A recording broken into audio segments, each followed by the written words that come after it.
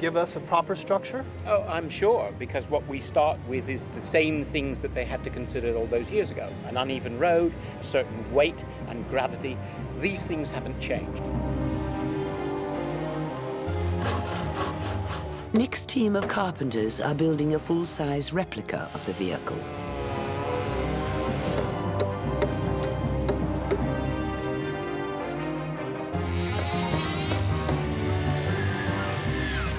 A team of strong men will move a copy of the David from a workshop to a new position in the main square of Pietrasanta.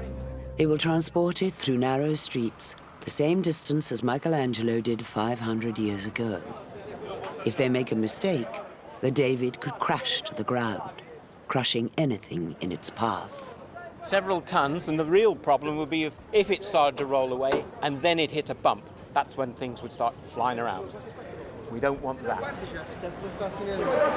Somebody could have been easily crushed in the suspension of the Michelangelo. Yes, and the hands go, feet. All it took was a movement in the ropes, just a tiny few feet either way, especially when it's all packed in so tightly.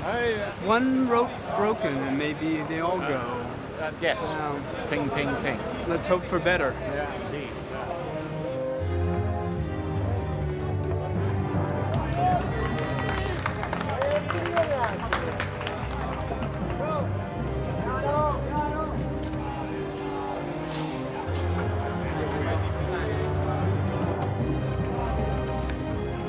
For Michelangelo, moving the David must have been a nerve-wracking experience.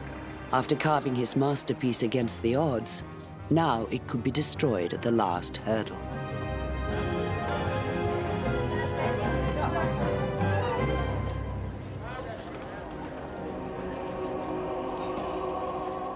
All is going smoothly until the David reaches the gateway into the main square. Will David pass underneath? Do you think it will go through? It's obviously going to be a close run thing.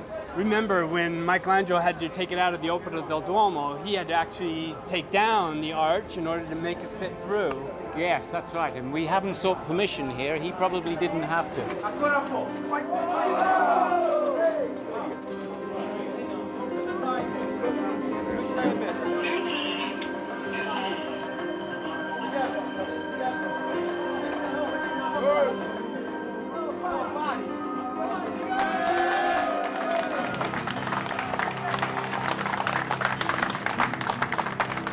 That was close.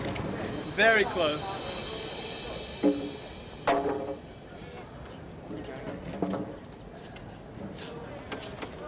Hey, it's the last part. That's it. It's there. In a sense, this is really the beginning of Michelangelo's career as an engineer. This is a really major problem, not only carving the sculpture, but moving it. We always think of Leonardo as the great engineer, but Michelangelo is the doer. He's the engineer who actually accomplishes fantastic feats.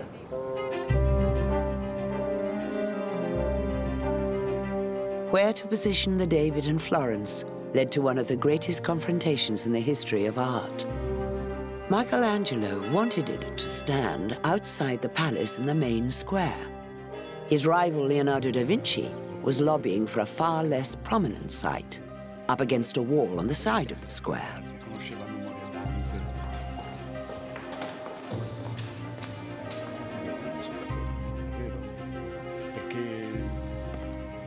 Oh, Michelangelo, they last about a Dante. Look at you, with your fawning, beardless boys. What have you got to show for all your big ideas? Nothing. I've just created a giant.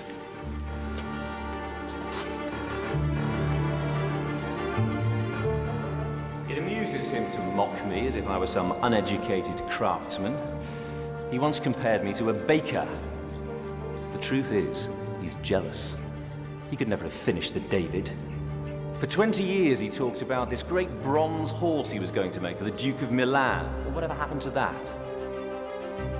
He's incapable of finishing anything. Michelangelo won the day. The David was placed in front of the palace, it was a prime location. There, it immediately became a potent political symbol for Florence's Republican government in its valiant struggle for survival. The David faced south in defiance of enemy forces poised to attack.